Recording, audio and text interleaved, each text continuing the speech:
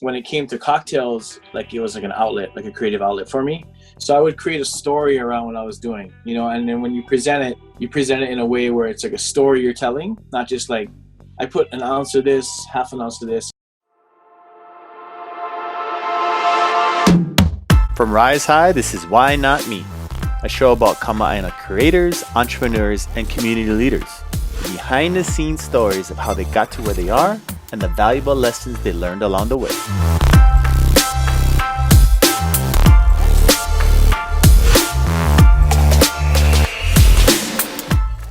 I'm your host, Gabe Ame, and in this episode, we get to chat with Justin Park, co-founder and head bartender at award-winning and internationally recognized Bar Leather Apron. Justin shares stories from his meteoric rise from working as a server at an Italian restaurant in Hawaii to running a bar that was a semi-finalist for Outstanding Bar Program by the James Beard Foundation just a decade later. What's up, Justin? How you doing? How's it going? Good, brother. How are you doing? I'm doing excellent. It's Sunday here, just chilling. Yeah. But thank you for joining us on Why Not Me. And Justin Park, he is the co-founder and head bartender of a very popular spot called Bar Leather Apron. And you and Tom Park have started and grown a unreal establishment that's starting to be internationally known for the cocktails you guys serve. So we're gonna definitely talk about that. Obviously, with COVID-19 hitting, you guys had to transition, and I wanna share kind of what you're doing because that's a pretty cool story. But a little bit about you, man. How you went from not too long ago, Buca di Beppo was working over there, and Yep. and now, next thing you know, you're internationally award-winning bartender. You got a cool spot. And I'm going to brag on you because you're a three-time world champion Mai Tai maker, right? Want to know a little your backstory. How did you get into bartending, and how did you go from Buca di Beppo to Bar Leather Apron? So Buca di Beppo, I was going to college in New Mexico. I graduated here, and then my mother's side of the family is from New Mexico. So I went up there to go to school. I stayed with my grandmother, and got into school, but I wasn't into it. I felt like I was wasting time, and I was wasting, I guess, money. So I came back home on a summer break, and then I was like, you know what, I'm not going to go back. I'm just going to figure out what I want to do here. Yeah. So I went down to Ward, and this place was opening up. It's called Buca di Beppo. I had no idea what it was. I'd never worked in the service industry, or restaurant, bar, or anything like that. But I went inside, and I was like, hey, what's going on? Are you guys like hiring? And I just so happened to run into like the GM. Mm-hmm. His name is Doug Sanders. He's still to this day a good friend. And he was like, oh yeah. And then we started talking story. I didn't know who he was. He's like, oh yeah, cool, I'll hire you. And I was like, oh sweet. So I was technically 19, and I turned 20 when they opened. So I was hired on as a server. I didn't know anything about it, but I had a passion for like storytelling, mm-hmm. and just sharing. Being knowledgeable about what you talk about is always really important to me, whatever it may be. So I really delved into like the menu that they offered, and then Yep. So I became super knowledgeable in everything I could bar related, because I knew that it would just benefit myself. Mm-hmm. So I learned what Jack Daniels was. I learned what, all these sort of cocktails and where they came from. And so when people asked me about a drink, I could talk about it like as if, I knew a lot. So mm-hmm. a position in the bar became open, and they were like, oh, did you want to like try out for that? And I literally like already knew everything. So I was like, oh, for sure. And right around that same time, one of the bar managers and one of the assistant general managers, he's like, hey, let's go open a bar together. And I still didn't know too much, I wasn't even behind the bar yet.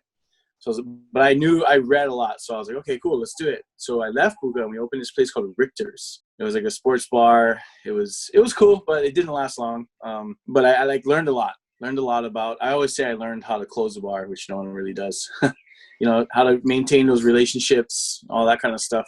So fast forward maybe a year later, we opened up Manifest, which is in downtown Chinatown. And I was with a friend of mine. His name is Brandon. It's still open. He still owns it. And I was put in charge to kind of run it. And our bar, Manifest, and all the other places on that street, like they're all the same. We had the same products in the back bar. We had the same, all that kind of stuff. So what were we offering that was different beyond the vibe, the music? So I wanted to get into cocktails because it was kind of trending harder in like the mainland than here, Yep. but started learning about cocktails. And all around that same time is when I met Tom. So Tom Park, right? So Tom Park, owner of Leather Soul, men's apparel, right? Actually, a friend of mine was the manager there. I was like, oh, this is pretty cool. And I had just, we started planning my wedding. I was getting married that year. So I needed some shoes. So it kind of worked perfectly. And then one day I popped into Leather Soul downtown. I popped in and Tom was there, you know, and I knew who he was. Surprising, because Tom usually is not there, right? So well, usually Waikiki. Yeah. Yeah. So I popped in and he was there and he was like, hey, you think you want to do, he knew I made cocktails at Manifest. He had been in before. He's like, you think you can do some cocktails for my VIP customers? I was like, oh, hell yeah. He's like, well, what's your rate? I was like, I don't know, like shoes. so we traded shoes for like an event, you know, which was pretty rad. And we did about 5 of those events together. And on the 5th one, we started to get to know each other more. And then we traveled to Japan together and we're like, you know, we should just open a bar because the vibe was real cool. Just talk story kind of like this, but totally in, you know, a bar setting. So they're like, yeah, let's do it. This was over a span of probably a year and a half, but yeah, it came together.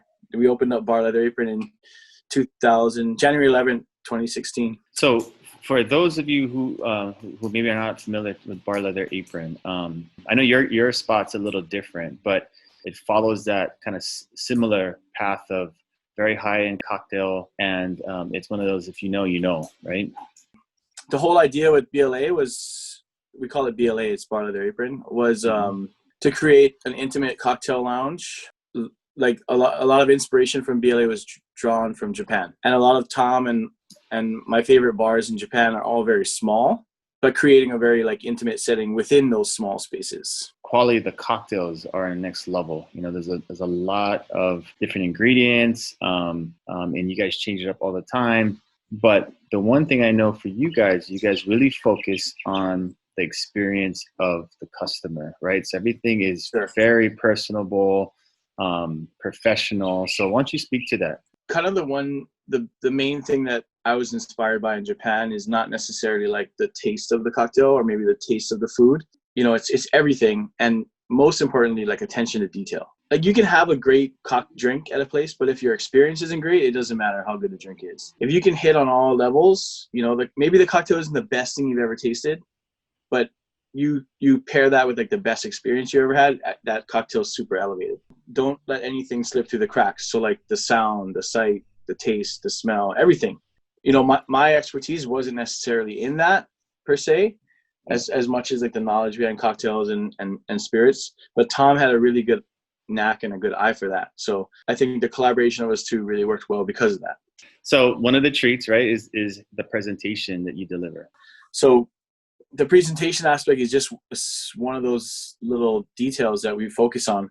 You know, making the cocktail, explaining the cocktail while we're doing it. Therefore, like when you have it, when you're actually tasting it, it's like you've had it for the past 5 minutes or, you know, 2-3 minutes, and it's kind of leading up to that taste. So it's like being able to explain, like say a food dish in depth, but not losing a person. You know, when someone's just explaining specials on a menu, eventually like as they keep going on and on, you lose them. You know what I mean? Yeah.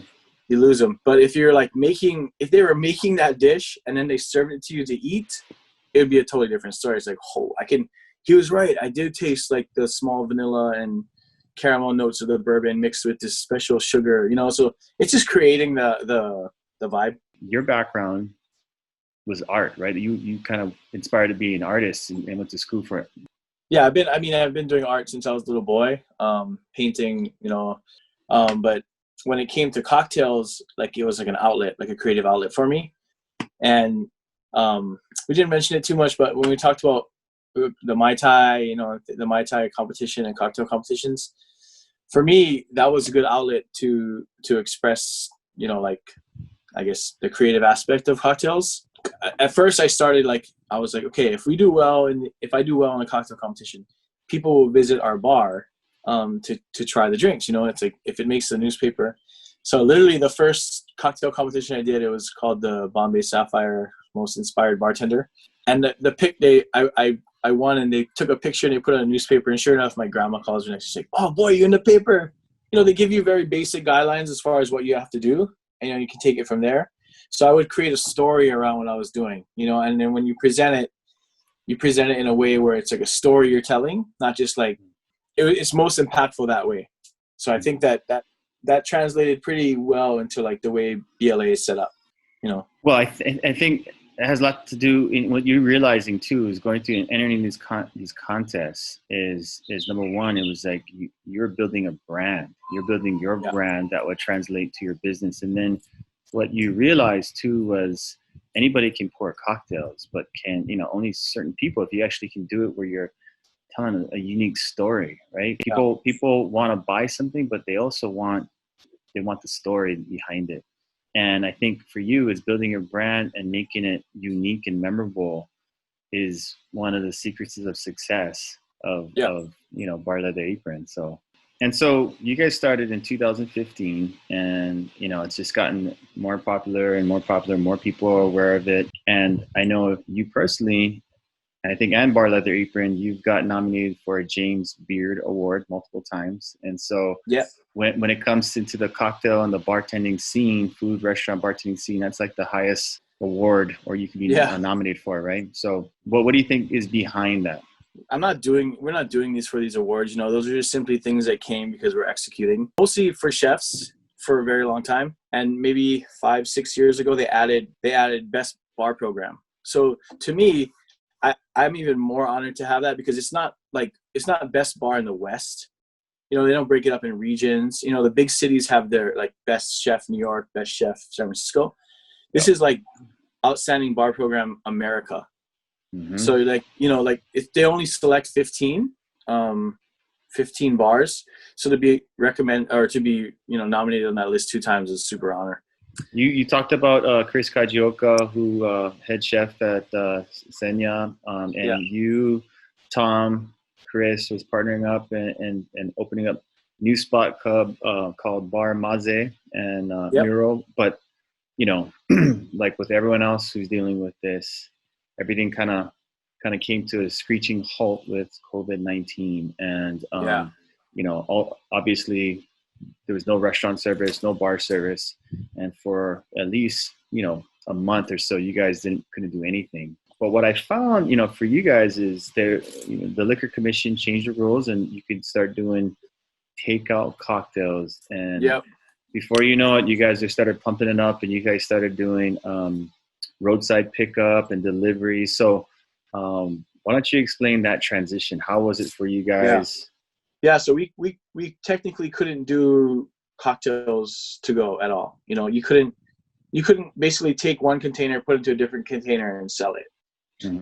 That's the rule, and it covers a lot of bases in bars or people who buy, stuff from Costco and pour it into different bottles. And I understand, but with what's going down, like we were literally like our hands were tied. We couldn't do anything. There was a loophole in the rules where. Like wine and spirits, you could buy a bottle at the bar. You'd have to open it and package it, and then you could take it. But when you talk about selling whole bottles, like the margins are so small, and bars and restaurants especially, the margins are already small. So if you're like making that smaller, it's like you got no hope. I think that a lot of people were petitioning for those cocktails to go to be offered, just due to the circumstances, and it went through, which is great. And then we immediately this is kind of another example why Tom and myself I think work well. Like I was like, boom, let's do it. Like let's do it now, and Tom's like, yo, wait, let's do this right. And I was like, you're right, So it wasn't just like throwing it in like the little plastic container and shipping it out. Like, okay, what are we going to use for packaging? What are we going to use? And that's kind of like the BLA way we say. Where we want to get moving, but you have to keep in mind the brand. You have to keep in mind, what people think, what they see when they get the product. It's nice because, I wouldn't say we're like normal, like it's not normal business for us, but it does give us a chance to bring like our guys, our team back in, guys and gals, our team back in, and, like give them some purpose, get them out of their homes. Cause it was the hardest thing with COVID-19 when it hit was like, just not knowing, I knew that we had to pivot and like go in a different direction if we were going to continue to exist. It's just that with the information I had, I didn't know what to do. And it was even harder for them because they were just waiting on my call. You know what I mean? And then I have them looking at me like, what do we do? And I'm like, I don't know. You know, so when that happened, it was like, cool. Okay, this is what we do. I see. I noticed for you is like even with the labels, right? I mean, all the labels for the bottles are like handwritten. Yeah. On purpose, right? Obviously, you're not going to have the same cocktail at the bar as you're going to have at home, but we try to do it as much as possible. Now, all of our checks are written by hand, and when we're talking about labels, it'd be much easier to pay to get them printed. But it's like, you know what? Let's try to tie in the bar experience as much as possible. So, like with our handwritten checks, we did handwritten labels. Maybe it's not like the best idea is if it's blowing up, but I that's important to us to keep, you know, keep it real, keep it how we would actually do it. And the fact that how many orders you guys are getting for Tuesday and Friday pickup, what does that have to say about your following, the following of Bar Leather Apron? We just started offering deliveries, and the first one that I delivered, she was like, I'm so happy you're doing this. Please don't stop. It's so hard for us to find a babysitter. We always want to come. So like, that's even more. I'm like, oh yeah, for sure. We're going to continue this. You know, it's just, you gotta change with the times, man. It's never in this industry, as long as I've been in it, there's never been something that's happened like this that maybe questioned staying in this industry, but the feedback, the reaction we get from everyone, what we're doing, it like solidified, like this is what we're doing, you know, and there's a reason why we should do it. Because, you know, maybe like making cocktails to us is like our passion and stuff, but you know, giving people like to ease their time, everyone's going through a hard time, you know? And if BLA Old Fashioned can help you calm down, then we're all about it. I think through COVID-19, alcohol sales has picked up nationwide. You know that, you know. For sure. And shout outs if anybody who wants to do some BLA takeout and pick up. My favorite drink, In the Soul. You got to try that one.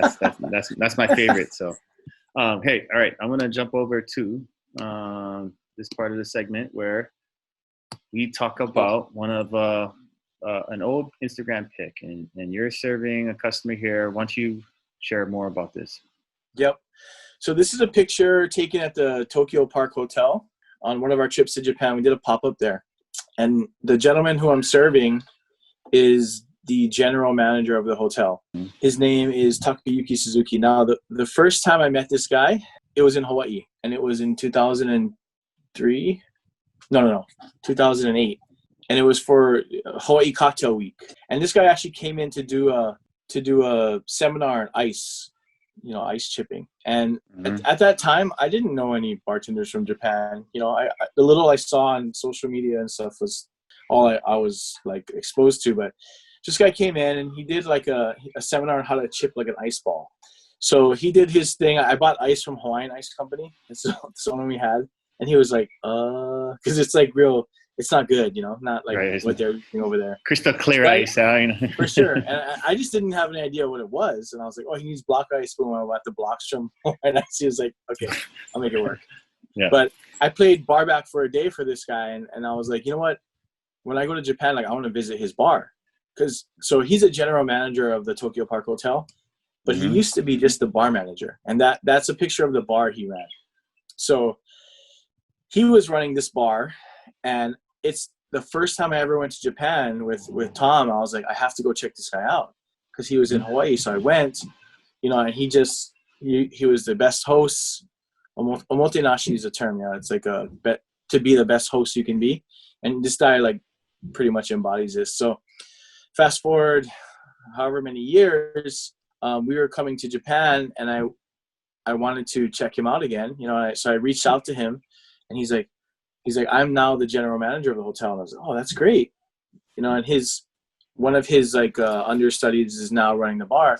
And he asked me if we wanted to do a pop-up at the bar. And I was like serving him a cocktail at his bar where like rewind 6-7 years ago, before that, it was switched, you know, and it was just like a super cool moment.